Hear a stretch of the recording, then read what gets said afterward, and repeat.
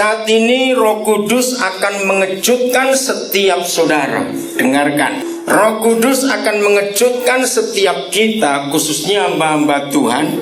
Karena seringkali kita dalam semua aktivitas yang Tuhan berikan kepada kita, kita berjalan sendiri, tidak seperti yang Tuhan inginkan. Mungkin saudara akan kaget mendengar pernyataan ini. Saya ulangi lagi. Seringkali kita beraktivitas atas nama Tuhan, untuk Tuhan, buat Tuhan, semuanya pokoknya ada nama Tuhan. Tapi tanpa kita sadari, kita berjalan sendiri, tidak seperti yang Tuhan inginkan. Saya ingin mengajak saudara membuktikan fakta itu. Ketika kita sebagai anak-anak Tuhan, kesibukan kita 90 sekian persen itu ada di seputaran gereja. Saya ulangi lagi, kesibukan kita sebagai anak Tuhan 90% lebih. Bahkan saya bisa membuktikan ada banyak gereja yang kesibukannya di seputaran gereja itu 99, sekian puluh persen. Hanya sebagian kecil saja yang di luar gereja. Padahal sejak semula Tuhan Yesus hadir dalam seluruh rencana Bapa di surga. Ladang yang Tuhan sediakan kepada kita itu bukan ladang di gereja, tapi ladang di dunia. Ya, coba dengarkan ini baik-baik.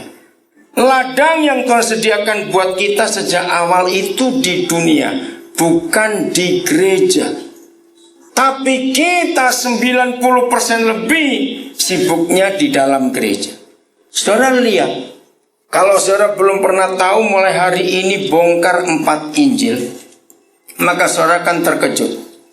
4 Injil mencatat hanya 1 kali. Dengar ini, 4 Injil mencatat hanya 1 kali Tuhan Yesus itu beraktivitas secara rohani di bait suci. Itu cuma sekali, waktu dia umur 12 tahun. Kedua kali dia balik ke bait suci itu marah dan mengobrak-abrik semua pedagang di halaman bait suci. Masih ingat kisah itu? Jadi Tuhan Yesus selama hidup tidak pernah ada di dalam sistem keagamaan. Catat itu baik-baik. Di luar bait suci ada namanya sinagog. Ya, itu di desa-desa, di kota-kota kecil di Yerusalem. Nah, selama Tuhan Yesus hidup di dunia, 4 Injil itu mencatat dia hanya 2 kali ada di sinagog. Yang pertama di Lukas pasal yang keempat, tanpa sengaja dia ikut ibadah Sabat. Lalu ada rabi yang kenal, lalu dia suruh ngomong, ditunjukkan kitab Yesaya. Yang kedua, waktu dia menyembuhkan seorang perempuan yang bongkok. Sudah. Setelah itu tidak ada lagi aktivitas Tuhan Yesus yang di dalam ibadah. Saudara pernah kaget nggak dengan pernyataan? Tapi ketika gereja sekarang ini sibuk di dalam, apa yang terjadi? Hasilnya adalah jago kandang. Kalau kita di gereja, wah hebat, seperti mau nguntal setan, orang Jawa bilang. Tahu nguntal setan? Kalau di gereja, ayo sorak, kita sorak, teriak Yesus Tuhan berapa kali? Ayo kita lompat, ayo kita teriakkan apa lagi? Maaf saudara, setan itu nggak pernah takut dengan aktivitas kita di gereja. Katakan amin. Setan tidak pernah takut dengan aktivitas kita di gereja. Sama sekali tidak. Bagi saudara yang baru kenal saya hari ini, saya harap saudara jangan mengambil kesimpulan dan keputusan di tengah-tengah saya mengajar sebelum sampai selesai saya ngajar. Karena bagi orang yang baru tahu saya mengajar, akan banyak dikagetkan. Dan tidak sedikit hamba Tuhan dan teolog marah dengan pernyataan-pernyataan saya. Tapi saya akan buktikan kepada saudara bahwa setiap kalimat yang saya sampaikan, saya akan beri dasar ayat firman Tuhan. Saudara punya hak untuk interupsi saya, untuk menegur saya, kalau pernyataan ini tidak ada dasar ayatnya, dan saya siap untuk ditegur. Saya berkata serius untuk itu. Maka itu saya minta, kalau ada beberapa pernyataan yang tidak cocok dengan saudara, jangan panik dulu, dengar sampai saya selesai ngajar. Saya membuka diri untuk saudara interupsi atau tegur kalau tidak ada ayatnya. Ini perkara serius. Kalau gereja tidak mau kembali kepada Alkitab, maka setan yang menang atas kita, saudara. Saya tidak tahu berapa banyak di antara saudara yang kira-kira 2 bulan terakhir ini mengikuti tentang berita-berita gereja-gereja di Amerika, yang satu persatu pada berjatuhan sekarang dengan banyak kasus uang. Dan yang terakhir berapa hari ini, gereja terbesar di Singapura lagi ribut. Nah, saya tidak akan menyalahkan 1-2 orang itu, tidak. Tapi ini yang berbahaya, kalau kita tidak berusaha kembali kepada Alkitab. Di bagian ini saya minta maaf kepada para pemimpin. Jangan bantah di sini karena ini perlu waktu untuk menyelidiki. Tapi catat, saya sudah menghitung. Dengarkan ini baik-baik. Ternyata 70%, kurang lebih, kira-kira 70% yang gereja lakukan untuk Tuhan dan atas nama Tuhan sekarang ini, ternyata itu tidak ada di Alkitab. Hanya kurang dari 30% yang gereja buat itu yang tercatat di Alkitab. Saudara, inilah fakta bahwa kita sudah melenceng jauh dari apa yang Tuhan mau. Oke, saya minta bukti kepada saudara. Tolong saya. Siapa yang tahu pengajaran Tuhan Yesus yang pertama kali Dia sampaikan kepada dunia lewat murid-muridnya waktu itu sebagai permintaan? Dengar baik-baik. Siapa yang bisa menolong saya untuk menyebutkan pertama kali Tuhan Yesus meminta sesuatu dalam pengajarannya, minta kepada kita? Itu bentuknya apa permintaannya? Kalau saudara belum tahu ini, nah itu masalahnya. Karena saudara tidak pernah tahu permintaan yang pertama dari Tuhan Yesus kepada gerejanya, maka itu gereja banyak nyeleweng dan nyimpang. Karena permintaan pertama tidak diketahui. Siapa bisa tolong saya? Berilah mereka makan. Hampir betul. Itu setelah keberapa kali? Tapi yang pertama kali hampir betul. Apa? Menjala manusia. Bukan. Bayar pajak. Bukan. Dalam pengajarannya. Saya bilang dalam pengajarannya. Nanti saya akan kumpulkan. Memberi makan. Apa tadi di sini? Menjala manusia. Bayar pajak. Oke, nanti kita akan bahas itu. Tapi yang pertama, pengajarannya yang dia katakan kepada gereja sebagai permintaan. Tiap minggu di gereja ini diucapkan, saudara. Kasih, bukan? Oh, itu belakangan malahan. Itu paling akhir malahan itu. Sebelum dia naik ke surga. Jadikanlah semua bangsa muridku. Permintaan pertama adalah datanglah kerajaan. Masa sudah lupa? Betul tidak? Itu pengajaran permintaan yang pertama dari Tuhan Yesus. Datanglah kerajaanmu.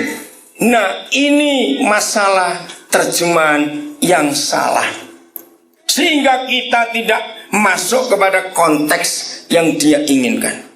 Datanglah kerajaanmu. Saudara, itulah permintaan pertama yang Tuhan Yesus sampaikan kepada gereja untuk memindahkan surga ke bumi. Jadi kalau gereja tidak pernah tahu permintaan pertama dari Tuhan Yesus ini, itu yang menyebabkan mengapa kita melenceng dalam beraktivitas untuk Tuhan dan atas nama Tuhan. Datanglah kerajaanmu, jadilah kehendakmu. Mulai hari ini semua kita harus merubah kalimat berikut. Yang betul adalah datanglah kerajaanmu, jadilah kehendakmu, supaya bumi jadi seperti surga. Catat kalimat itu. Karena diterjemahkan datanglah kerajaanmu, jadilah kehendakmu di bumi seperti di surga. Itu ngambang.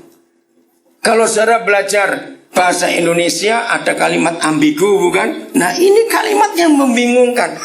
Datanglah kerajaanmu, jadilah kehendakmu supaya bumi, yang betul supaya bumi jadi seperti surga. Saya sampai lupa yang di Alkitab karena itu kebiasaan saya ngomong tadi. Datanglah kerajaanmu, jadilah kehendakmu di bumi seperti di surga. Bukan itu.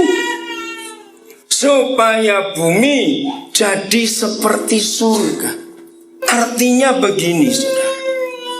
Ladang yang Tuhan minta untuk kita berkati adalah bumi ini. Kok nggak ada yang amin? Bumi. Jadi bukan gereja kita. Bukan. Maaf para gembala, jangan marah dulu, saya sudah beri pendahuluannya. Dengar dulu baik-baik pernyataan ini. 90% gembala selalu punya hati untuk anggota jemaatnya hanya sibuk di gereja lokal. Jawab dulu, iya atau tidak? 90% lebih. Gembala selalu minta jemaatnya jangan kemana-mana, di sini saja. Semua aktivitasnya dibuat di dalam gereja lokal. Maaf, ini jelas sebuah kesalahan. Kalau Tuhan Yesus saja hanya 1 kali di bait suci dan 2 kali di sinagog. Dalam berapa hari diskusi ini tentang kejatuhan gereja masalah uang, saudara, tahun 73 saya dapat pewahyuan dari Yohanes 2. Kalau belum tahu silakan buka ayat itu. Tahun 73, bayangkan 39 tahun yang lalu Roh Kudus sudah mewahyukan kepada saya. Kalau saudara buka Yohanes 2, ketika Tuhan Yesus marah di bait suci, masih ingat? Di halaman bait suci. Coba sebutkan, kira-kira ada berapa macam pedagang? Sebentar saya sebut. Satu, pedagang apa? Merpati. Terus penukar uang, money changer. Terus kambing domba untuk korban. Dan banyak yang lain. Siapa yang ingat dari semua pedagang itu, Tuhan Yesus hanya marah kepada satu pedagang. Ayo, pedagang apa? Penukar uang? Bukan. Domba? Bukan. Ya tinggal satu kalau begitu harus diurut. Itu namanya menjawab, itu nebak. Menjawab dan menebak itu beda. Pertama saya belajar ayat itu tahun 73, saya protes. Protesnya begini, Tuhan Yesus, kenapa engkau tidak adil? Mengapa yang kau tegur habis-habisan engkau marahi cuma pedagang merpati? Padahal semua juga dagang di situ. Dengar saudara, tahun 73 Roh Kudus sudah mewahyukan saya ayat itu. Bagi saudara yang sudah kenal saya sekian banyak tahun, pasti saudara akan timbul pertanyaan di benak saudara. Saya satu-satunya pendeta dari generasi itu, bahkan sampai sekarang ini, yang tidak pernah buka gereja organisasi. Pak Timotius Hardono itu saya kenal baik. Waktu masih muda, datang dari Lombok sebagai pegawai negeri, waktu itu ngalami zaman Tuhan. Banyak generasi yang sama-sama saya dipanggil tahun 70-an yang lalu. Semuanya buka gereja yang organisasi. Tinggal saya satu-satunya. Kenapa? Karena rahasia ini, bahwa dunia tidak membutuhkan ibadah minggu dan aktivitas orang Kristen di gereja. Catat itu baik-baik. Yang dunia butuhkan adalah bukti kasih dari Tuhan Yesus mati buat mereka. Dan ini yang gereja gagal nyatakan, karena kita cuma sibuk di hari kebaktian saja. Kita jago kandang, di luar kandang kita takut untuk menyatakan Yesus. Catat itu baik-baik. Nah, dari berapa hari ini, setelah dari Amerika, Singapura, di mana gereja-gereja Indonesia ngikuti pola itu pada perjatuhan, maka ayat Yohanes 2 saya sebutkan lagi kepada beberapa teman yang diskusi masalah ini. Mengapa Tuhan Yesus hanya menegur pedagang merpati, yang lain tidak?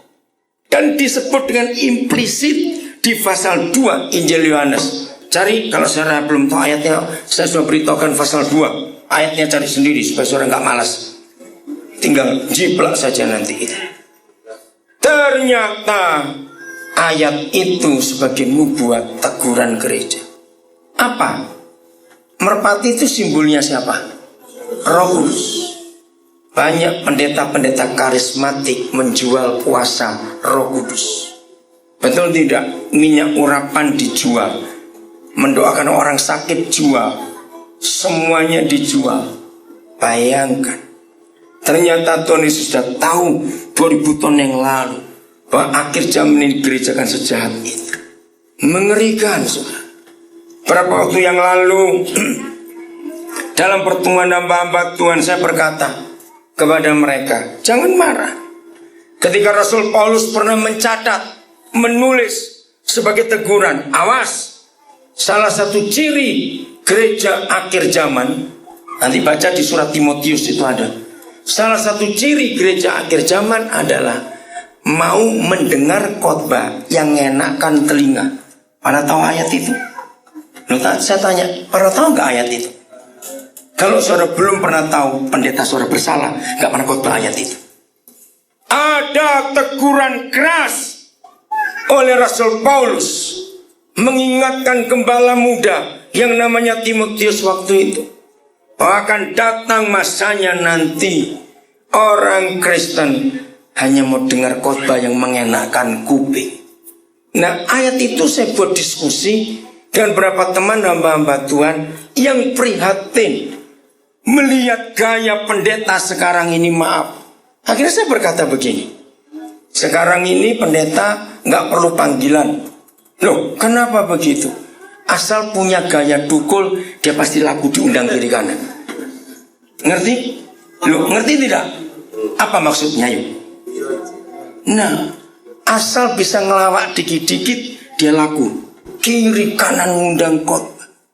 Di Jakarta itu banyak gereja, saudara, yang cabangnya begitu banyak. Lalu pendeta yang suruh khotbah itu harus keliling 7-8 gereja sehari. Cuma 20 menit khotbah sini, pindah lagi, 20 menit terus pindah lagi, dan khotbahnya sama semua lagi. Maaf, saudara, mau dibawa kemana gereja sekarang ini? Ketika pelayanan jadi tempat lahan cari hidup dan cari duit. Dengar ini baik-baik. Saya masih ingat tahun 70-an, 80-an pertengahan, setelah itu berubah. Saya masih ingat betul, kalau sudah bulan-bulan begini, Juni, Juli, Agustus, hampir setiap kali saya ngajar di gereja, pasti waktu saya diinterupsi 5-10 menit. Untuk apa? Itu tahun 70-an, tahun 80-an pertengahan. Guru-guru sekolah Alkitab keliling ke gereja-gereja. Di akhir tahun ajaran anak sekolah lulusan SMA, untuk ditantang, siapa mau jadi hamba Tuhan, masuk sekolah Alkitab. Tahun-tahun itu sekolah Alkitab sepi, saudara. Dulu kalau ada anak muda bilang jadi hamba Tuhan, wah pasti susah kawin, karena nggak ada mau yang ambil mantu. Maka kenapa kamu kalau kawin sama pendeta? Nah itu dulu kata orang tua. Nah saya, yang kalian muda-muda pasti nggak tahu zaman itu. Pokoknya tahun-tahun itu yang namanya pendeta sangat rendah. Selalu predikatnya itu miskin. Nah saya ada di generasi itu. Dan saya nggak mau ikut latah untuk jadi pendeta yang buka gereja lalu terima per bulan nggak bayar pajak lagi. Tapi mengapa tahun 80-an akhir sampai 2000 belasan ini sekolah Alkitab penuh dengan anak-anak muda? Dengarkan yang saya temukan. Ternyata jadi pendeta zaman sekarang itu enak tenan. Bondo abab tok sugi. Catatan itu saudara. Yang nggak Jawa tanya yang ngerti bahasa Jawa. Dalam nama Yesus, ini pemalsuan dan manipulasi Injil dalam gereja. Banyak hamba-hamba Tuhan cari duit lewat pelayanan. Katakan amin, gak usah ragu-ragu. Ini menyedihkan sekali. Maka itu saya berkata, nggak perlu panggilan, asal bisa gaya tukul pasti laris dia. Saudara, bukan rahasia, statusnya hamba Tuhan, tapi gayanya lebih dari bos. Belum stroke, tasnya aja diangkatin orang.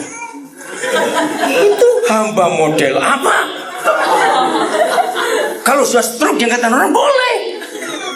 Katakan amin cepat. Amin. Statusnya, maka itu anak-anak muda yang jadi pendeta bertobat kamu. Stop. Dunia gak butuh pendeta banyak-banyak. Karena pendeta hanya pintar khotbah di gereja. Kita gak pernah bisa jadi garam dunia dan terang dunia yang Yesus minta. Statusnya hamba. Kalau diundang pelayanan, tanya dulu tidurnya di mana, pesawatnya pesawat apa. Kalau naik pesawat minta yang bisnis kelas, alasannya capek jalan jauh. Hamba model apa itu? Dengar baik-baik anak-anak muda, engkau jangan ikut gila seperti kebanyakan pendeta sudah gila zaman sekarang ini. Ingat itu. Statusnya hamba, tapi punya bodyguard. Kalau jalan dikelilingi banyak orang, Yesus saja disentuh orang tidak marah. Ini pendeta zaman sekarang sudah gila betul-betul. Saya berkata dalam nama Yesus, saudara yang bergereja di pendeta seperti itu cepat keluar sekarang, sebelum kau ikut masuk neraka bersama mereka. Dalam nama Yesus. Serius. Statusnya hamba Tuhan, rumahnya pakai satpam, dosanya 4 kali lipat. Lo serius? Dosa pertama dia menghina para malaikat. Catat itu. Lo betul tidak? Siapa lebih sakti, malaikat atau satpam? Coba, itu otaknya pendeta di mana kayak begitu? Statusnya hamba. Keluarlah dari gereja yang pendetamu seperti itu, maka dia bukan hamba Tuhan tapi selebritis. Dosa kedua, kalau rumah pendeta pakai satpam, maka tamu yang masuk akan tersortir. Loh, ya atau tidak? Kenapa? Jangan lihat dulu, jawab kenapa? Kalau yang datang pakai becak, nah pasti satpam akan telepon dulu ke dalam, tanya dari mana, kenapa, urusan apa. Kalau datang pakai BMW, pintu buka sendiri. Loh, jawab ya atau tidak cepat. Pendeta seperti itu, kalau jemaat miskin sakit, alasannya banyak untuk datang. Kalau yang sakit orang kaya nggak diminta pun datang sendiri. Jawab iya atau tidak cepat. Itu kan bukan hamba. Mengerikan. Lalu dibawa kemana jemaatnya kalau begitu? Dosa ketiga. Kalau rumahnya pakai satpam, berarti di dalam rumahnya banyak harta kekayaan. Maka itu perlu dijaga. Tuhan Yesus berfirman, hai orang kaya, jual hartamu bagi kepada orang miskin. Loh, kok nggak amin? Betul tidak? Dosa keempat, dia tidak meneladani Yesus yang rendah hati dan mengasihi orang miskin. Ingat, 70% yang gereja lakukan tidak tercatat di Alkitab. Kalau pendeta rumahnya pakai satpam, maka dia melanggar Markus 2. Cari ayat itu, Markus 2, mulai ayat yang pertama. Saya semua pakai ayat, bukan ngomongnya. Markus 2 menulis, setiap rumah yang ada Yesus, rumah itu pasti penuh sesak dengan manusia yang cari dia. Kok nggak ada yang amin? Kalau pendeta pakai satpam rumahnya, berarti rumahnya harus sepi terus. Sudah melanggar firman. Maka itu Markus 2 saya jadikan patokan. Kalau ada orang Kristen aktif pelayanannya di gereja, pokoknya semua kegiatan ada orang itu karena dia maha hadir.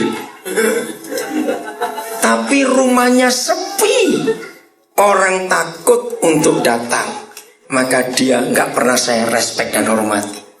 Saya selalu menghormati rumah pendeta dan rumah orang Kristen yang selalu terbuka untuk semua orang datang. Katakan amin cepat. Itu Markus 2. Jadi rumah pendeta dan rumah orang Kristen harus selalu ramai. Enggak amin lagi.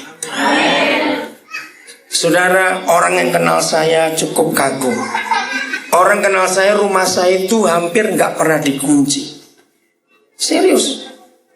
Karena saya ngajar, kalau ada maling masuk, jangan diteriaki maling. Cari jiwa itu susah, ini datang sendiri. Nah, berarti pendetamu nggak pernah ngajar. Kok kenapa baru tertawa sekarang? Serius. Rumah saya itu hampir nggak pernah dikunci. Kalau saya di rumah nggak kenapa? Karena di rumah kami barangnya biasa-biasa. Jadi kalau ada maling masuk pasti kecelek. Bahkan kalau saya dan istri saya pergi meninggalkan rumah, itu kamar dan almari kami itu nggak pernah dikunci. Jadi semua orang yang tinggal di situ tahu kami itu punya apa di kamar itu. Sampai hari ini maling masuk saya sambut baik-baik. Saya akan ajari dia nilai-nilai kehidupan. Saya bilang jangan mencuri, karena kantor gubernur bisa tutup, swalayan bisa tutup, pasar bisa tutup, neraka nggak pernah tutup. Jadi kalau kamu nyolong kamu masuk neraka, kalau kamu minta kamu selamat. Ayo milih yang mana? Berapa kali saya memberi modal maling untuk kerja baik-baik. Saya bilang model kayak kamu begini, yang pasti gampang ketangkap, lebih pintar polisi. Kalau kamu sudah menikah, apa istrimu nggak malu? Punya suami jadi maling, anak-anakmu juga malu. Kira-kira terbuka nggak hati maling itu?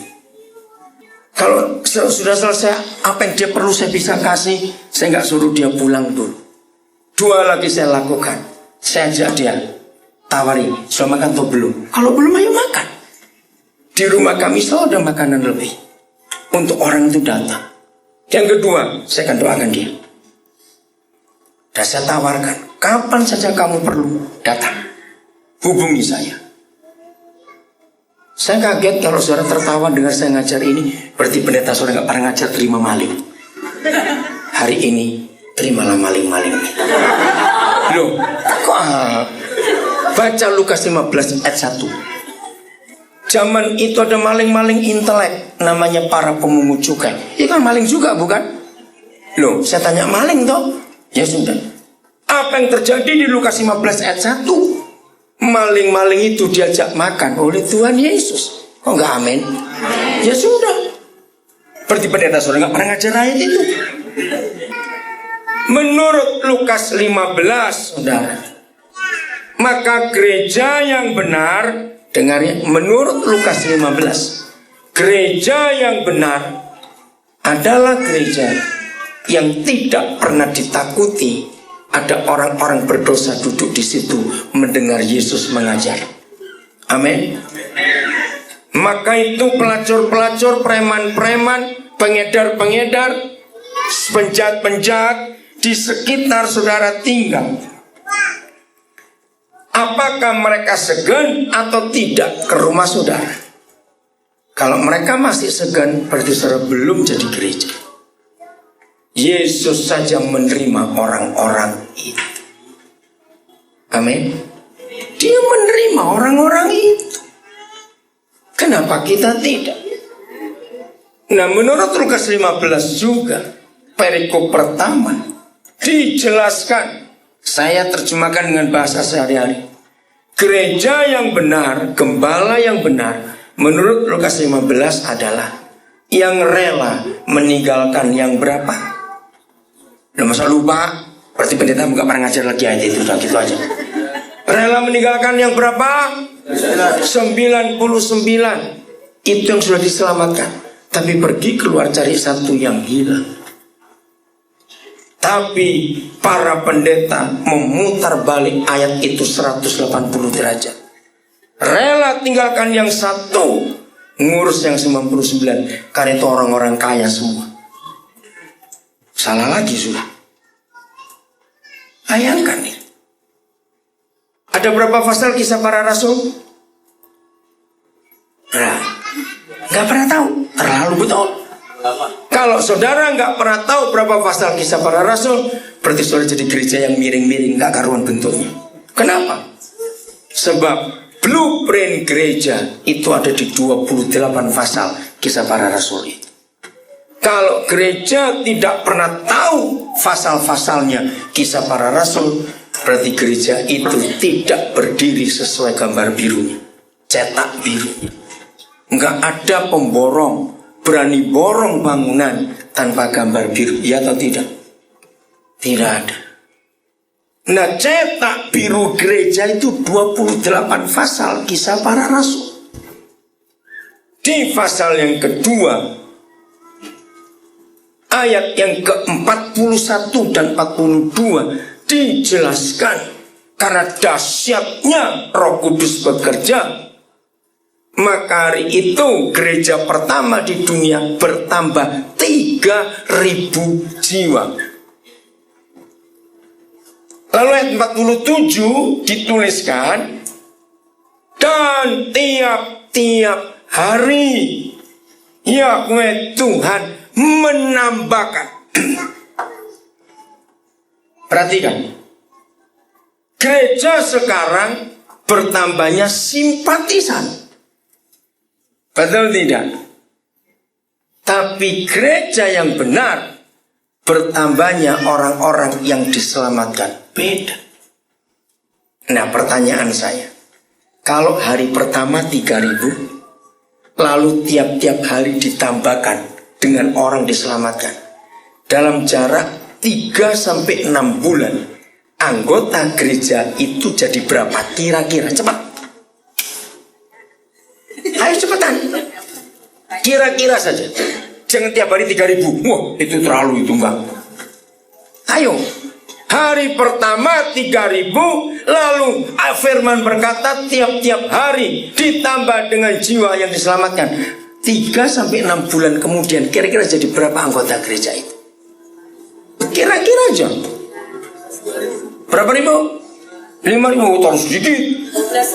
Kira-kira 12.000, kira-kira 20.000. Oke, saya stop dulu. Kembali ke gereja yang hari pertama.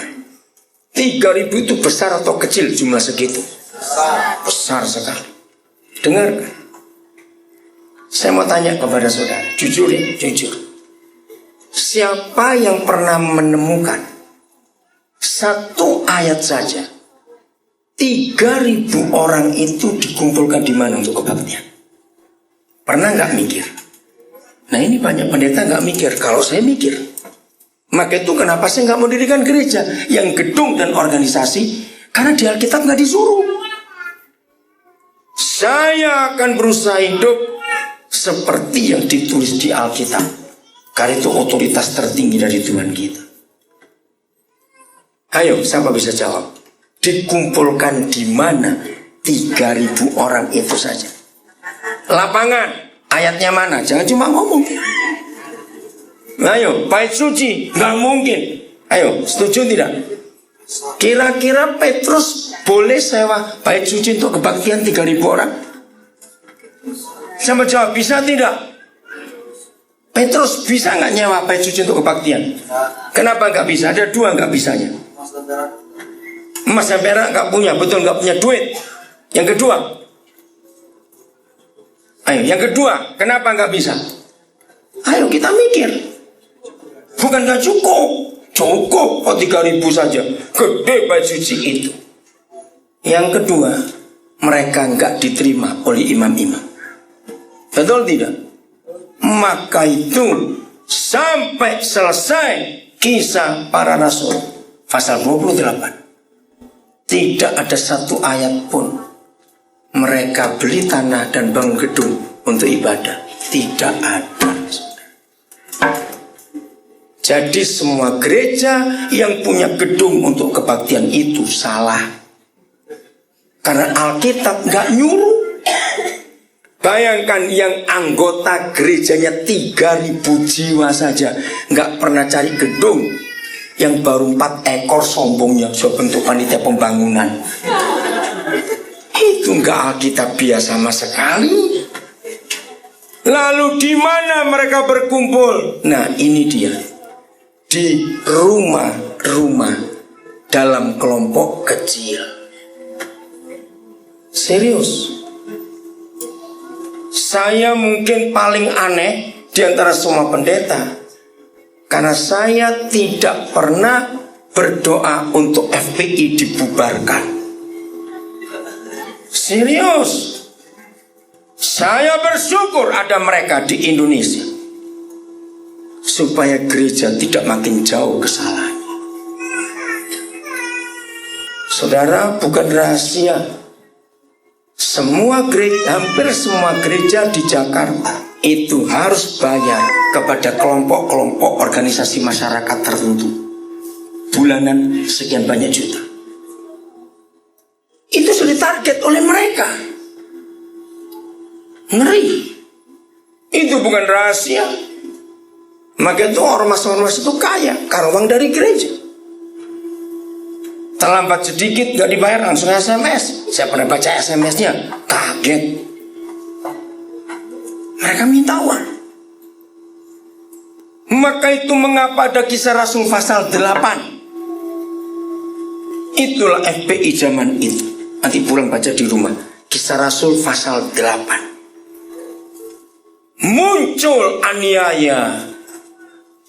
Baru mereka menyebar sampai ke Yudea, sampai ke Samaria, sampai ke ujung bumi. Sebelum pasal 8, mereka cuma kumpul di Yerusalem. Maka itu ketika gereja tidak mau menginjil, maka Tuhan datangkan palu kodam yang menghancurkan gereja. Supaya gereja jadi saksi kepada dunia ini. Saya masih ingat bulan November tahun 2000, Pak Yonatan Patiasina berkhotbah dalam pertemuan hamba-hamba Tuhan. Khotbahnya begini. Kita ini aneh, Pak Yonatan bilang. Kalau Yesus berkata kamu terang dunia, anggap aja kita ini senter. Nah, senter zaman sekarang seneng kumpul senter, akhirnya senter-senteran. Betul tidak? Karena senter kumpulnya di tempat yang terang, nggak berguna. Betul? Senter berguna di tempat yang gelap. Ya keluar cepat dari sini. Cari yang gelap sana. Untuk kita jadi terang dan jadi berkat. Itu perintah Tuhan Yesus. Nah sampai akhir. Coba buka Kisah Rasul 28. Ayat 30 dan 31. Lihat, ini Paulus, hamba Tuhan hebat, saudara. Tapi itu sikap hidupnya. Kalau sekarang Paulus itu kontraktor hebat, saudara. Di Jogja kontraktor apa paling hebat? Kalau di Jakarta Sumarekon itu paling hebat. Paulus zaman itu kontraktor terkenal. Bisnisnya jual rumah itu luar biasa. Nah kontraktor yang dijadikan hamba Tuhan. Lihat, baca dulu 2 ayat ini. Menurut saudara 28, 30, 31, bukan 20. Baca baik-baik ayat 30, 31. Menurut saudara ini gereja atau bukan? Coba salah baca jawab.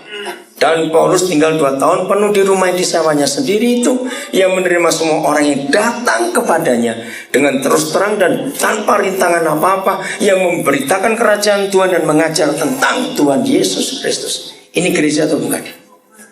Coba jawab, gereja atau bukan? Nggak usah ragu-ragu. Gereja. Sebab ada pengajaran firman, ada penginjilan, menerima semua orang yang datang kepadanya.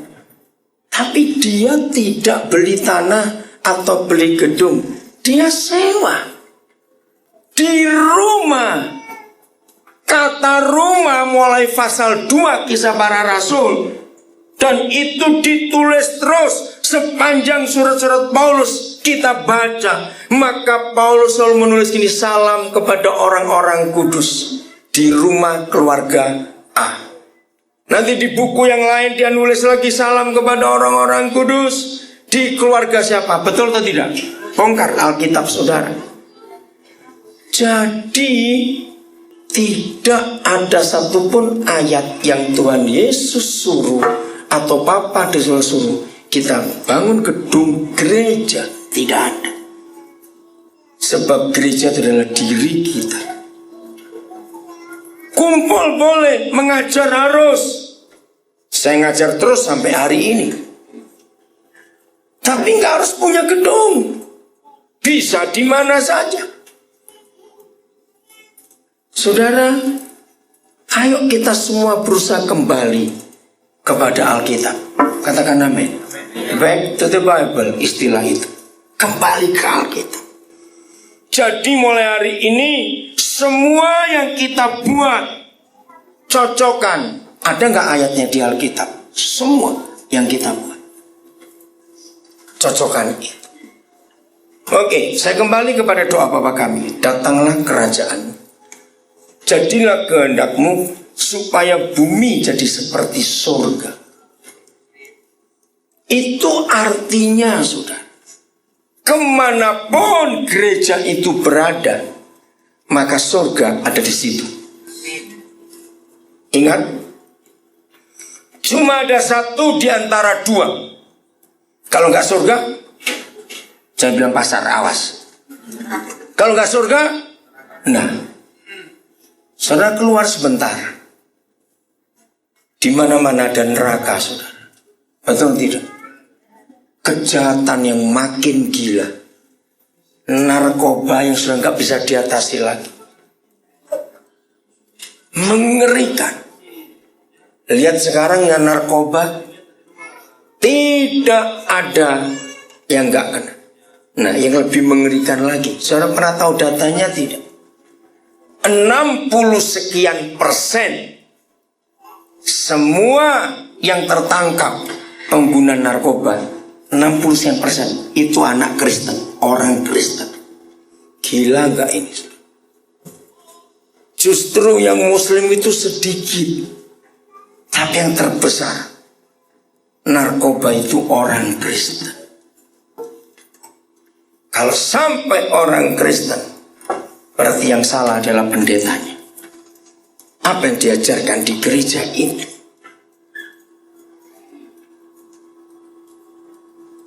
Belum lagi aborsi dan kejahatan-kejahatan yang lain. Itu artinya gereja gagal memindahkan surga ke bumi ini. Saya ulangi, gereja gagal memindahkan surga ke bumi. Maka itu setan yang berkuasa sekarang ini. Karena gereja nggak mampu untuk menyatakan kerajaan itu di tengah-tengah dunia ini.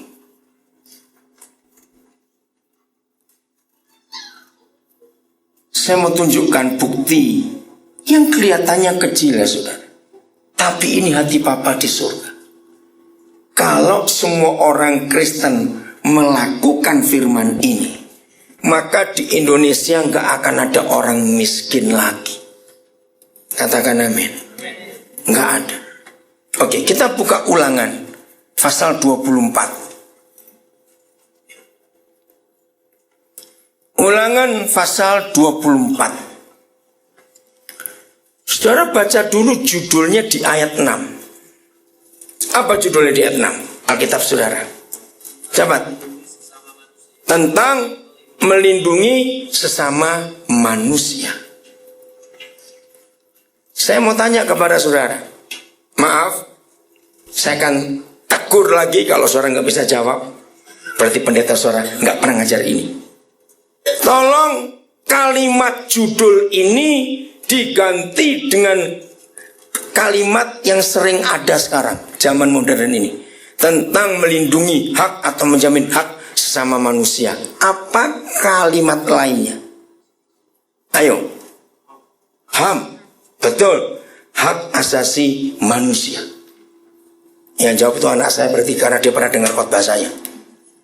Jadi HAM itu yang menulis pertama kali adalah Musa.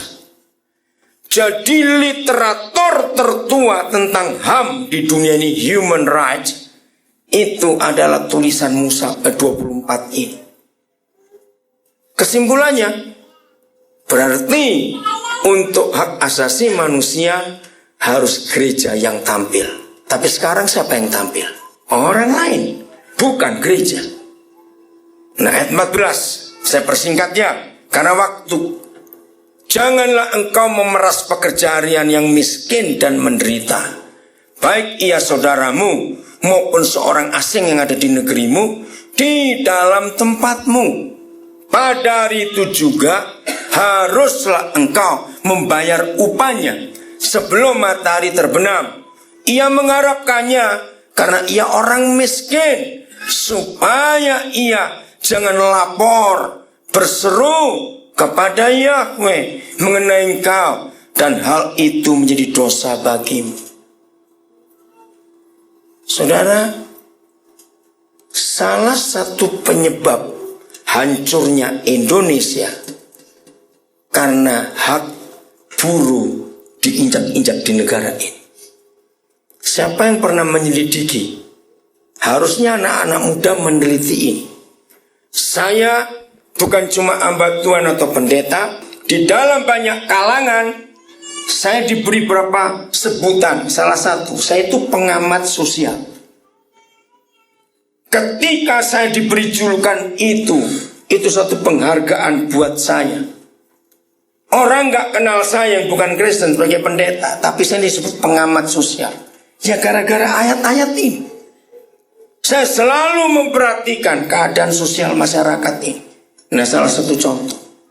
Siapa, jujur anak muda khususnya, dari gereja manapun saudara berada, pernahkah kalian anak-anak muda itu menanyakan mengapa Malaysia, negara yang jauh lebih kecil dari Indonesia, itu bisa impor TKI dan TKW dari Indonesia? Pernah nggak saudara menanyakan itu? Ada apanya di situ? Secara luas wilayah, secara lapangan kerja, secara sumber daya alam, Malaysia kalah semua dengan Indonesia, ya atau tidak? Tapi mengapa impian bangsa Indonesia yang kelas menengah ke bawah saya ingin jadi TKI atau TKW ke Malaysia? Pernah tahu jawabannya? Nah, saya sebagai pengamat sosial meneliti itu. Apa? Akhirnya saya menemukan hukum Malaysia itu hukum Inggris, kerajaan Inggris. Nah, hukum kerajaan Inggris itu hukum Alkitab. Katakan apa? Seperti Amerika, Australia, New Zealand, dan negara-negara Eropa Barat, Kanada, semuanya. Nah, negara-negara yang tadinya Kristen itu undang-undangnya itu diambil dari Alkitab. Nah, salah satu ayat ini. Maka itu kalau saudara punya kakak, punya sepupu, punya teman yang kuliah ke luar negeri, berapa waktu yang lalu ya, sekarang sudah mulai berubah. Sambil kuliah mereka bisa bekerja, dan kerjanya kerja kasar, cuma cuci piring di restoran, kerja di perkebunan buah, metik buah, masukkan ke kotak dan diekspor. Tapi gajinya cukup tinggi, jauh lebih tinggi penghasilan mahasiswa itu yang cuma kerja kasar daripada bapaknya setengah mati di Indonesia. Kenapa? Hukum ini. Di negara-negara maju itu upah buruh harian itu cukup tinggi dan mereka dijamin bisa hidup. Nah, Indonesia nggak pakai hukum ini karena hukum ngawur yang dipakai di negeri ini. Siapa ingat? Ini sejarah. Apa singkatan UMR? Upah minimum regional. Jawab pertanyaan berikut. Sejak Menteri Tenaga Kerja siapa sehingga Indonesia punya istilah itu? Siapa tahu? Ini bagaimana nih PKN-nya saudara, ini sekolah atau tidak ini? Atau sudah kembali semua ilmunya ke gurunya setelah lulus? Coba, Menteri Tenaga Kerja siapa? Bukan itu Sumarden dan Sumarden itu Menteri Keuangan. Bukan, Tenaga Kerja. Abdul Latif, bukan. Saudara, inilah kesalahan gereja. Gereja harus jadi pengamat sosial, karena gereja dipanggil untuk sosial itu. Katakan amin. Menteri Tenaga Kerja Yakob Nuawea, dia anak Tuhan, orang Katolik yang tahu hukum ini. Tapi begitu dia turun, ya cuma tinggal istilah UMR. Padahal UMR itu pun sangat rendah seharusnya. Sebelum itu nggak ada peraturan itu. Seenak-enaknya pengusaha-pengusaha itu. Nah, perhatikan. Pertama saya belajar ayat ini tahun 80-an yang lalu, saya timbul iri hati. Bukan negatif ya, iri hatinya begini. Pendeta atau hamba Tuhan itu nggak ada jaminan di Alkitab untuk punya jalur online ke surga. Tapi kaum buruh punya jalur online. Baca lagi ayat itu. Loh, betul tidak? Kalau hari itu majikan mereka tidak bayar upahnya, mereka diberi hak untuk lapor ke surga.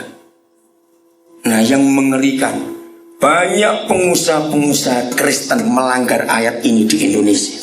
Jawab iya atau tidak? Banyak pengusaha Kristen.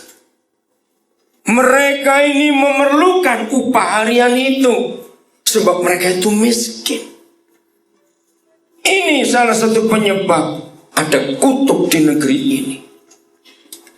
Bulan depan saya sudah lama saudara tidak merayakan kemerdekaan Indonesia. Bukan saya nggak suka, apanya yang mau dirayakan? Saya berkata jelas, karena saya pengamat sosial. Memang penjajah secara fisik sudah pergi dari Indonesia. Kalau diingat tahun ini 67 tahun, betul tidak? Tapi bangsa Indonesia sedang dijajah oleh pemerintahnya sendiri. Catat itu baik-baik. Betul? Bangsa Indonesia sedang dijajah oleh pemerintahnya sendiri. Enggak sampai 5% saja gubernur dan bupati di Indonesia termasuk wali kota yang enggak korupsi. Itu enggak sampai 5%, saudara. Berarti bangsa Indonesia masih dijajah oleh pemerintah sendiri. Maka itu nggak usah dirayakan kemerdekaan. Untuk apa angkanya makin gede? 67 tahun. Tapi kita masih terpuruk seperti ini. Saya tanya lagi kepada saudara. Maka itu anak-anak muda harus tahu hal-hal yang beginian. Sebab kita harus memberitakan Injil yang memerdekakan orang. Amin. Tunjukkan kepada saya. Hanya ada 3 negara di dunia ini.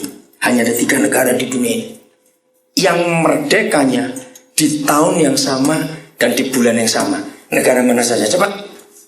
Nah, tertawa lagi. Ayo. Karena di gereja cuma dikhotbahkan jadi kaya, diberkati, sukses, Galilea, Yudea, Samaria. Kita nggak diajarkan hal-hal praktis sehari-hari untuk jadi berkat buat bangsa ini. Siapa jawab? Hanya ada 3 bangsa, 3 negara di dunia yang merdekanya di bulan yang sama, tahun yang sama. Oke, Tuhan ngampuni saudara, karena nggak bisa jawab. 1, Jepang. Merdeka di awal Agustus tahun 45 setelah bom atom. 2, Indonesia pas pertengahan Agustus. 3, Jerman itu akhir Agustus. Dengar, tahunnya sama, 45. Maka itu kalau bulan depan sudah diundang ke perayaan-perayaan kemerdekaan, tolong sampaikan pidato ini supaya pemerintah dengar bahwa kita masih dijajah, bukan oleh bangsa asing, tapi oleh pemerintahnya sendiri. Kalau ada yang belajar sosial politik, harus tahu di dalam prinsip sosiologi, negara itu seperti rumah. Rumah itu perlu tiang, walaupun rumah itu sekecilan sederhana, betul tidak? Nah, tiang utama sebuah negara, ada tiang kesehatan, pendidikan, militer, dan macam-macam. Tiang utama sebuah negara itu keadilan. Itu mutlak, saudara. Maka itu negara-negara yang keadilan sosialnya sangat tinggi, negara itu nggak ada demo rakyatnya.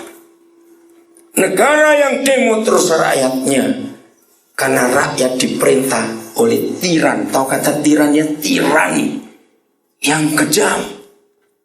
Pemerintah kita kelihatan lemah lembut karena pemerintah Jawa, tapi sadis, saudara, sehingga rakyat terjajah seperti ini.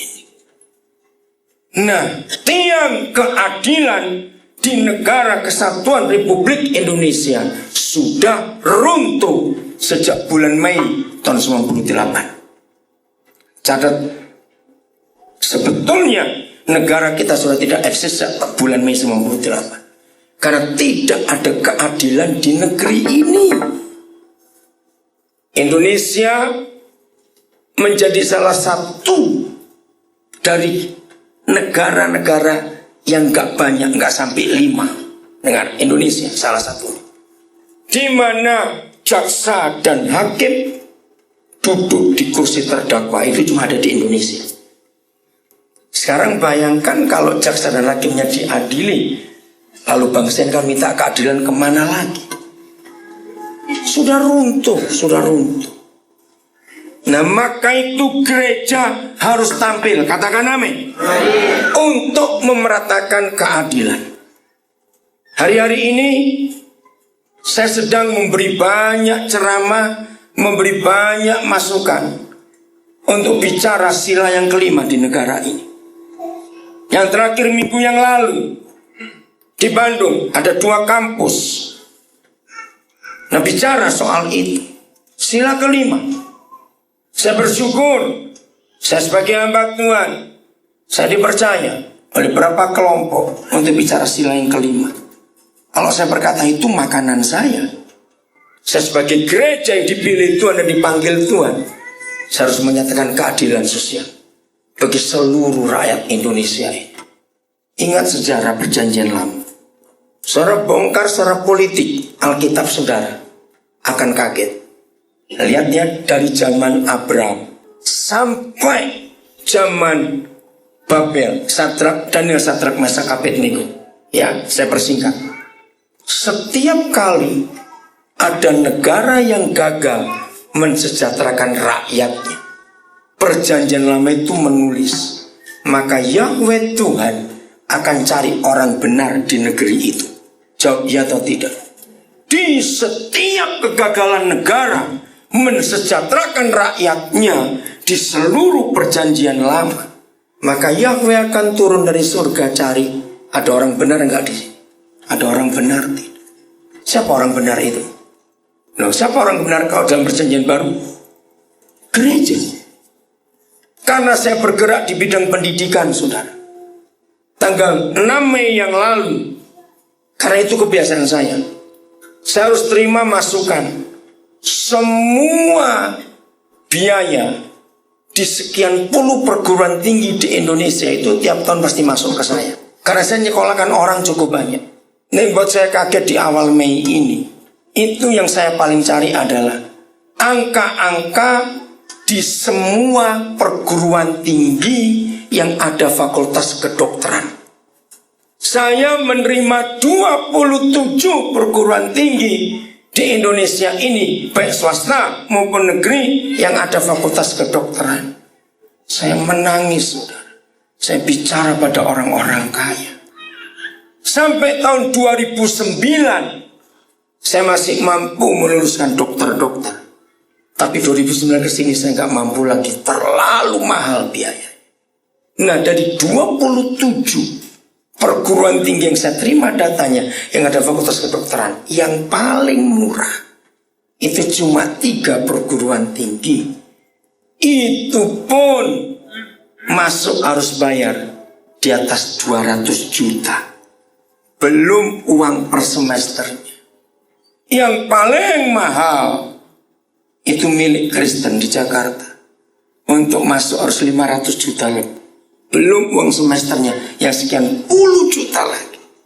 Waktu saya dapat data itu, saya cuma lapor ke surga. Tuhan, maka 5 tahun yang akan datang, kalau ada bangsa Indonesia orang miskin, sakit, pasti tinggal tunggu matinya saja. Lu betul nggak mau berobat kemana? Akhirnya saya berjuang untuk 2 dokter dari sebuah kampung di Minahasa Selatan. Saya berjuang masuk di Samuel Ratulangi. Akhirnya mereka bisa tidak bayar. Menangis orang tuanya, saya juga terharu. Tapi saya minta janji, kamu masuk jadi dokter tidak bayar. Janji, setelah kamu jadi dokter nanti harus punya hati untuk orang miskin. Saya mengajar dokter-dokter yang lulus di perguruan tinggi negeri, negerinya bukan swasta, yang lulusnya sebelum tahun 2000-an. Catat, karena sebelum 2000-an itu saudara, SPP kedokteran 1 bulan di negeri itu cuma 400.000 saudara. Murah sekali. Itu sebelum tahun 2000-an. Maka itu tahun itu saya lulusan banyak dokter. Nah, saya itu berkata kepada dokter-dokter Kristen yang lulusan perguruan tinggi negeri sebelum tahun 2000-an, maka seharusnya di papan nama praktek dokternya itu harus ada tulisan setiap hari apa itu praktek gratis untuk orang miskin. Sebab mereka bisa jadi dokter dengan biaya yang murah, karena itu pajak dari rakyat. Lalu sudah kaya hanya karena tunggu orang sakit datang, lalu lupa orang yang lain. Itu jahat. Betul tidak, saudara? Maka itu siapa yang punya anak, punya saudara yang kaya raya jadi dokter, lulusan perguruan tinggi negeri, suruh tambahkan 1 hari praktek gratis. Oh, nggak ada yang ngamen, pelit semuanya. Satu kali ada dokter yang tersinggung, Pak, zaman sekarang banyak penipu. Maksudnya apa, Dok? Ada orang kaya pura-pura miskin lalu datang ke praktek gratis. Saya ajar gini, Dok, orang kaya dan miskin itu bisa kecium dari baunya. Nggak usah lihat pakaiannya, lu jawab ya atau tidak. Nah, jadi kalau ada pasien kelihatan miskin tapi bau kaya, Dok, langsung keluarkan formalin 2 liter. Awetkan dia. Ini bajingan betul ini orang. Serius saya berkata begitu. Ingat, karena saya ini pengamat sosial. Maka itu sampaikan kepada dokter-dokter Kristen yang lulusan perguruan tinggi negeri sebelum tahun 2000-an. Murah biayanya jadi dokter itu. Sekarang gila-gila. Waktu saya meluluskan anak saya yang spesialis bedah umum, begitu selesai, waktu pelantikan saya datang, saya tanya, Bapak ini sudah bayar kamu itu berapa ya untuk sampai dokter spesialis? Oh, kira-kira 400 jutaan. Itu tahun 2009 yang lalu. 2008. Terus dia saya lanjutkan ambil onkologi, bedah tumor, sekian ratus juta lagi. Sekarang saya nggak sampai, saya nggak sanggup lagi, terlalu mahal. Nah, orang-orang susah masih banyak di Indonesia, jawab ya atau tidak? Maka itu gereja harus berani menyatakan ini. Oke, 3 negara tadi saya ulangi sedikit. Mana saja? Jepang, Indonesia, Jerman. Dengar baik-baik. Dari 3 negara ini mana yang menang perang, mana yang kalah perang? Cepat. Ayo, mana yang menang perang, mana yang kalah perang? Ayo cepetan. Sejarahnya bagaimana ini orang-orang ini? Ya, mana yang kalah perang, mana yang menang perang dulu sebut. Satu aja. Salah, Jerman kalah perang. Betul, Indonesia satu negara dari 3 itu yang menang perang. Maka itu dapat pampasan perang. Jerman dan Jepang kalah perang. Sudah kalah perang, negaranya hancur lebur. Betul, karena bom itu. Nomor 2, dari 3 negara ini, luas wilayah yang paling besar mana? Indonesia. Ketiga, dari 3 negara ini, sumber daya alam yang paling banyak itu mana? Indonesia. Bayangkan, dalam segala hal Indonesia menang dari 2 negara ini. Tapi fakta sejarah mencatat Jepang dan Jerman bangkit di tahun yang ke-6, tahun 51. Mereka bangkit sampai hari ini menjadi negara industri, negara maju. Indonesia yang menang segala-galanya sudah 67 tahun masih terpuruk seperti ini. Itu karena gobloknya pemerintahnya dan gobloknya gereja di negeri ini. Gereja yang tidak pernah tampil menyatakan suara kenabiannya. Maka itu pemerintah tidak ada penasehatnya. Maka itu hancur. Maka itu anak-anak muda, maaf jangan tersinggung.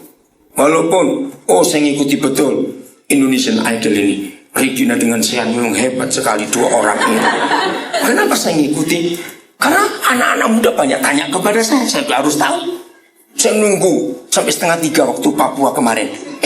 Nyambung minggu depan ya. Sorry loh, kok sorry kamu? Nah, saudara dengarkan. Maaf ya, saya ngomong ini, saya ngikut. Tapi saya nggak suka kalau anak-anak muda gereja cuma maunya Indonesian Idol semua. Ayo jadi berkat ke masyarakatmu masing-masing. Amin, jadi berkat ke masyarakatmu, ke lingkungan saudara. Ayat yang ke-17, masih Ulangan 24. Ulangan 24 ayat 17. Janganlah engkau memperkosa hak orang asing dan anak yatim. Juga janganlah engkau mengambil pakaian seorang janda menjadi gadai. Jadi ada 4 kelompok manusia yang Papa perhatikan. 1 kaum buruh, 2 orang asing, 3 anak yatim, dan 4 janda. Di masa perang banyak janda, banyak anak yatim. Karena memang ayah dan suami mereka mati di medan perang. Tapi di zaman kita yang gak ada perang ini, ternyata jumlah janda dan jumlah anak yatim sangat banyak. Tahu rahasianya? Nah, karena saya pengamat sosial, saya mengamati ini. Siapa bisa jawab? Gak ada perang, tapi mengapa jumlah janda dan anak yatim cukup banyak? Siapa bisa jawab? Cepat. Kenapa? Habis CD-nya? Enggak. Cerai, apalagi? Masuk penjara? Apalagi? Ya, itu yang betul, free sex. Sekarang banyak janda dan anak yatim karena free sex. Banyak anak lahir gak tahu siapa bapak. Menurut firman ini, anak yatim dan janda, kaum buruh dan orang asing, itu tanggung jawab gereja. Amin kan cepat. Gereja harus mengurus mereka ini. Tapi gereja pura-pura tidak tahu. Ini yang menyedihkan sekali. Ayat 19. Lihat. Apabila engkau menuai di ladangmu tahun 2007. Iya, 2006, 2007 saya lupa. Saya pernah diundang ceramah di Universitas Paramadina di Tebet, Jakarta, milik almarhum Dr. Nurholis Majid. Saya sebagai pendeta bangga karena mereka tahu saya pendeta. Nah, ceramah judulnya menarik.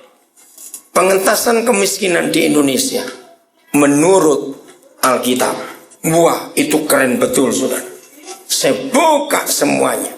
Lalu seorang ustadz, saya nggak sebut namanya, waktu saya katakan soal perpuluhan, ustadz itu berkata, wah Pak, saya baru tahu ternyata hukum kitab suci Bapak lebih tinggi.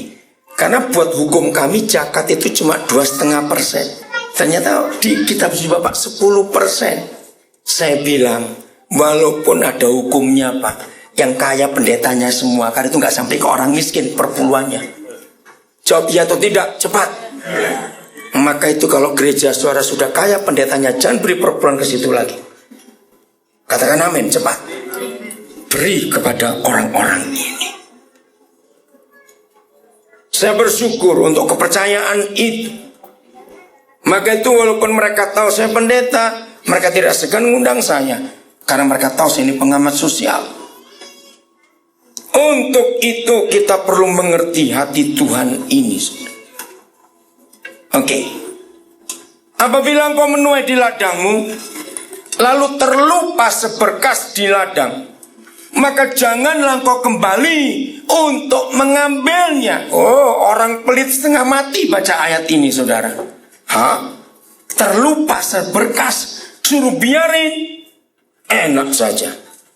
Nah, ada orang tanya kepada saya, Pak, tapi zaman ini kan gak semua orang punya ladang. Oke. Siapa pernah belanja ke pasar atau ke supermarket, ketinggalan satu kantong penuh belanjaan saudara? Kalau Tuhan izinkan saudara lupa, maka belanjaan itu harus saudara ambil kembali, tapi jangan kau bawa pulang. Bagi kepada orang miskin di jalan-jalan. Kok enggak amin? Tuhan akan membuat orang pelit itu lupa. Karena dia pelit. Kalau enggak dibuat lupa, enggak memberi. Itu maksudnya. Catat baik-baik. Nah, betul tidak, saudara? Ayo. Siapa pernah ketinggalan dompet di telepon umum? Waktu itu masih banyak telepon umum. Atau di mana? Cari kembali. Tapi seluruh uangnya bagikan pada orang miskin. Enggak amin lagi, aduh. Ini firman Tuhan, saudara. Kenapa? Itulah bagiannya siapa? Baca, bagian siapa? Orang asing. Kedua, anak yatim. Ketiga, janda. Supaya Yahweh Tuhanmu memberkati engkau dalam segala pekerjaanmu. Ayat 20. Apabila engkau memetik hasil pohon zaitunmu dengan memukul-mukulnya, janganlah engkau memeriksa dahan-dahannya sekali lagi. Itulah bagian orang asing, anak yatim, dan janda. Yang ketiga, ayat 21. Apabila engkau mengumpulkan hasil kebun anggurmu, janganlah engkau mengadakan pemetikan sekali lagi. Itulah bagian orang asing, anak yatim, dan janda. Bagi saudara yang pertama kali tahu ada hukum seperti ini, lakukan mulai hari ini. Amin. Lakukan. Ada banyak ayat di Alkitab tentang orang-orang miskin ini. Ingat, Yesus yang adalah Raja segala raja datangnya di kandang yang hina, menunjukkan bahwa hatinya untuk orang miskin itu luar biasa. Mulai hari ini saudara, buatlah itu. Sebelum saya akhiri, oke, tunggu dulu. Ibu Pendeta Arwam, coba berdiri di mana tadi? Bu Pendeta Arwam, nanti saya minta untuk maju ke depan, oke? Ya. Kenapa saya minta? Ibu Pendeta Arwam ini adalah pengasuh asrama kami yang pertama di Papua. Tahun 95, begitu saya buka asrama berpola asrama, Ibu Pendeta Arwam ini jadi pengasuh sampai hari ini. Dia orang Jawa dari Jember, suaminya asli dari Biak Barat. Nah, anak mereka kedua sekarang dapat beasiswa untuk kuliah di Shenyang University RRC, saudara. Luar biasa. Itu anak dari TK kami didik. Saya mau cerita kepada saudara. Mungkin saya satu-satunya pendeta di Indonesia. Mungkin kalau ada beritahukan saya. Nanti sekarang belajar. Saya membawai 64 sekolah di Indonesia ini. Dan semuanya di desa dan di pedalaman. Dari 64 sekolah yang saya bawai, 80% sekolah gratis. Kenapa saya buat itu? Gara-gara Alkitab yang mengajar saya. Kalau pemerintah gagal mensejahterakan rakyat, maka gereja harus tampil untuk mengambil bagian itu. Kenapa saya dirikan sekolah gratis untuk orang miskin? Sebab filosofi seluruh dunia itu menyetujui sebuah negara tanpa pendidikan pasti hancur negara itu. Betul tidak? Nah, maka itu ketika film Laskar Pelangi ditayangkan di bioskop-bioskop, berapa tahun yang lalu saya lupa itu ya. Saya telepon semua teman-teman saya yang punya sekolah Kristen, harus nonton. Saya bilang, ayo kalau ada di antara saudara belum pernah nonton film Laskar Pelangi, termasuk pendeta-pendetamu, suruh nonton. Saya punya hukum, barang siapa yang belum pernah nonton film Laskar Pelangi, dia belum orang Indonesia. Serius saya berkata, itu film luar biasa. Nah, kenapa saya telepon teman-teman saya yang punya sekolah-sekolah Kristen Katolik? Dengar, film Laskar Pelangi itu melempar tai ke muka Yesus. Betul tidak? Kenapa? Jawab. Hanya saya yang berani berkata seperti itu. Film Laskar Pelangi itu melempar tai ke muka Yesus, saudara. Karena Muhammadiyah bisa punya sekolah gratis. Jujur ya. Begitu saudara mendengar kata sekolah Kristen Katolik, yang muncul apa pertama kali? Nah, itu kan bajingan semua itu. Sekolah Kristen kok mahal, kalau enggak motivasi cari duit. Bajingan sekolah-sekolah itu harus bertobat. Mau marah-marah lah, saya akan lateni nanti. Yang kaya suruh bayar, tapi beri kesempatan yang miskin pun bisa sekolah di situ. Setuju? Awas kalau ada sekolah Kristen mahal di sini. Itu film luar biasa. Dan mengapa harus berpola asrama? Bahkan di Papua, apa yang kami kerjakan sangat dihargai oleh pemerintah dan masyarakat. Kami adalah LSM pertama di Papua dan satu-satunya, karena sampai hari ini nggak ada yang berani mulai. Yang memulai buka TK di pedalaman, pakai asrama lagi. Ada dua, Sukapa dan Bogapa. Belum pernah ada gereja pun tidak buat sekolah berasrama sejak TK di pedalaman. Kami yang pertama buat. Sampai hari ini belum ada yang mengikuti. Karena mereka sulit mencari orang, karena nggak punya hati untuk mengasihi itu. Di Jambi saya buka sekolah untuk anak-anak suku anak dalam. Tadi saya barusan dapat telepon dari kepala sekolahnya, perlu ini perlu itu, tambah ruangannya sekolah begitu banyak. Di Lampung saya bawain 6 sekolah dan semuanya gratis, saudara. Yang di daerah pedalaman itu gratis. Dan saya buktikan Tuhan memampukan saya sampai hari ini. Dan itu bisa. Maka itu orang-orang kaya yang pelit bertobat. Ingat, Tuhan Yesus pernah berkata, siapa yang dia katakan susah masuk surga? Nah, kenapa kok pengen kaya? Nggak takut susah masuk surga? Maka itu pendeta-pendeta yang khotbahnya berkat-berkat sukses, itu kejam dan jahat karena membuat jemaatnya masuk neraka semua. Loh, serius? Apa tanpa alasan Tuhan Yesus berfirman orang kaya semua masuk surga? Saya bongkar alasannya itu. Mengapa? Saya mau buktikan. Siapa yang sering nonton salah satu program di RCTI, minta tolong tiap hari Rabu? Angkat tangan yang sering. Kalau nggak ada terlalu. 1, 2, 3. Awas kamu nonton sinetron terus ya. Bertobat kamu. Serius? Siapa yang sering nonton program minta tolong tiap hari Rabu di RCTI? Kadang-kadang, ya pokoknya pernah lah. Oke, siapa yang pernah? Pernah. Ya, berarti nggak sering juga. Oke. Saudara, saya kenal baik kepada 2 pendiri pelayanan itu. Satu, Bapak Pendeta Gideon Tanbunaan. Dan kedua, Pak Eko. Ini mertua dan menantu. Pak Gi itu tinggal di Cimahi, Pak Eko itu tinggal di Ungaran. Saya kenal baik dengan mereka. Saya beri salut kepada mereka bisa buat program yang sangat disukai oleh banyak orang di Indonesia. Nah, dengarkan. Ini pertanyaan penting. Kalau saudara nonton program itu, ternyata yang sering nolong, yang selalu nolong, itu orang kaya atau orang susah. Nah, itulah buktinya orang kaya susah masuk surga. Karena pelit, gak mau nolong orang. Serius. Saya memberi selamat pada Pak Gi, pada Pak Eko. Tayangan kalian itu mencelikkan kita. Betul kata Tuhan Yesus, orang kaya susah masuk surga karena pelit itu tadi. Saya beri contoh lagi.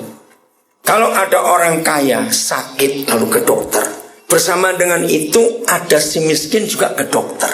Barengan jadi didiagnosa oleh dokter, diperiksa semuanya sudah diendoskopi, dibiopsi, suruh kembali seminggu kemudian. Begitu mereka kembali, mereka syok dua-dua ini karena hasil biopsi terakhir ternyata si kaya dan si miskin kena kanker stadium akhir. Pertanyaannya, dari dua pasien ini siapa yang lebih berharap Tuhan? Cepat jawab. Lalu yang kaya ngapain? Singapura. Apa dosa berobat ke Singapura? Tidak. Lah salahnya di mana? Ini rahasianya. Nggak mau berdoa, bukan juga mengandalkan kemampuannya, nggak mengandalkan Tuhan. Nah begini, ini yang saya temukan dalam teori. Mengapa Tuhan Yesus berkata orang kaya susah masuk surga? Orang kaya ini akan masuk surga kalau dia ngajak si miskin ke Singapura, gratis dia bayari semua. Kok kenapa? Nah, mana ada pendeta yang ngajar begini? Jemaatnya lari semua. Serius, saudara. Saya menemukan kebenaran itu. Karena gak sengaja barengan dengan si miskin datang ke dokternya. Nah, si kaya kalau gak mau keluar duit banyak dan tetap masuk surga, harus apa cepetan? Nah, ngikuti si miskin. Ya cuma berdoa, mau apalagi gak punya duit. Sehingga dia gak perlu keluar duit si kaya itu. Ngerti gak maksud ini, saudara? Nah, itu kebenarannya. Ternyata fakta berbicara, orang kaya itu jauh lebih pelit daripada orang miskin. Amin kan yang kaya, gak usah pura-pura kamu. Lu betul gak? Ternyata orang kaya itu lebih pelit, saudara, daripada orang miskin. Maka itu jangan pengen kaya, supaya saudara gak masuk neraka kalau saudara kaya dan pelit. Inilah firman Tuhan yang kita harus tahu dalam hidup ini. Ada banyak, tapi karena waktu saya nggak bisa meneruskan. Tapi yang terakhir, saya mau bacakan untuk saudara supaya kita betul-betul mengerti hati Tuhan. 1 Yohanes 3. 1 Yohanes 3. Saya harap tidak ada seorang pun yang nyesal datang ke kebaktian hari ini. Kalau nggak amin, kalau nggak amin jangan nyesal. Serius. Saya harap gak ada yang menyesal datang ke kebaktian hari ini. Amin. Sudah? Coba perhatikan. Apa bedanya dengan Yohanes 3 ayat 16? Saya mendapat rahasia ini tanggal 27 Desember tahun 83. Itu mengubah konsep saya pelayanan sampai hari ini gara-gara rahasia besar ini. Saya sangat hafal Yohanes 3:16. Kalau ada di antara saudara enggak hafal Yohanes 3:16, engkau belum Kristen. Catat itu. Enggak, betul tidak? Kita menjadi Kristen karena Yohanes 3:16. Berarti saudara belum Kristen kalau tidak hafal Yohanes 3:16. Oke, bedanya apa? Mana itu? Ayat 16, 1 Yohanes 3:16, bukan ayat 1. Tahu bedanya? Oke, begini, kalau saudara bingung. Dari dua ayat ini, siapa yang mati untuk siapa? Mungkin yang akan menolong kalau saya beri pertanyaan ini. Oke, Yohanes 16, siapa mati untuk siapa? Yesus mati untuk kita. Lalu 1 Yohanes 3:16. Loh, kok jadi pelan suaranya?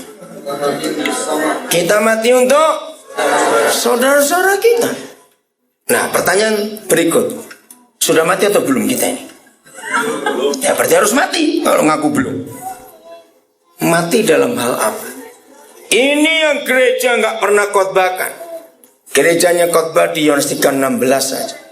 Ternyata Yohanes 3 ayat 16 tidak akan jadi apa-apa kalau gereja tidak sampai menggenapi 1 Yohanes 3:16. Menyerahkan nyawa untuk orang lain. Nah, saya akan gabungkan dengan firman Tuhan Yesus. Dengar baik-baik. Teruskan, saya beri potongan-potongannya. Tuhan Yesus berkata begini, sebab di mana ada apamu, di situ ada apamu. Sebab di mana ada hartamu, di situ ada nyawamu. Hati itu nyawa artinya. Nah, sekarang kita tahu. Kalau begitu, menyerahkan nyawa itu menyerahkan apa? Ini penyebabnya orang kaya pelit masuk neraka itu ini, saudara. Ngeri sekali. Kalau uang orang kaya cuma ditumpuk di bank. Dengarkan baik-baik. Ayat 17, saya persingkat. Barang siapa mempunyai apa? Ayo, artinya apa? Ya uang semuanya, harta benda. Dan melihat saudaranya menderita kekurangan, tetapi menutup pintu hatinya terhadap saudaranya itu, bagaimanakah kasih Tuhan dapat tetap tinggal di dalam dirinya? Anak-anakku, marilah kita mengasihi bukan dengan perkataan atau dengan lidah, tapi dengan perbuatan dalam kebenaran. Ayat ini yang mendorong saya untuk buat sekolah gratis, supaya orang-orang miskin pun bisa pintar, bisa sekolah. Tuhan memberi saya kemampuan yang luar biasa. Maka itu seorang punya penghasilan tetap. Trivana, cepat maju sini Bu Aram. Ngomong cepat, saya beri pertanyaan. Ayo, karena waktunya. Ya, dulu waktu pertama kali gabung kurus, sekarang jadi gemuk Bu Erwam ini. Karena ibu asrama. Jadi ini tahun ke-17 Bu Aram ini. Oh, pakai mic itu. Aku nggak tahu loh kamu datang sini kapan. Naik atas ini. Kamu mau di syuting itu di atas. Iya. Coba ceritakan sepintas saja. Iya. Anak-anak itu yang ditangani oleh keluarga Pendeta Arwam ini khusus untuk anak-anak kecil, TK sampai SD kelas berapa? Kelas 5. Kelas 5. Lalu dengan anak besar ada asrama lain kami. Ya, coba cerita. Shalom, selamat malam. Ya, saya bergabung dengan Bapak Daniel tahun 95 dan sampai sekarang menjadi ibu asrama, dan anak yang kami didik sekarang ada 66. Dari usia 5 tahun sampai kelas 5. Iya, sampai kelas 5. Dan iya, anak-anak di asrama sama sekali tidak dipungut biaya dari mulai masuk, dan kami harus memberi makan mereka sehari 3 kali, mau pergi sekolah, pulang sekolah, dan malam. Dan itu semua tidak ada biaya yang orang tua kasih. Dan itulah yang Pak Daniel tadi katakan.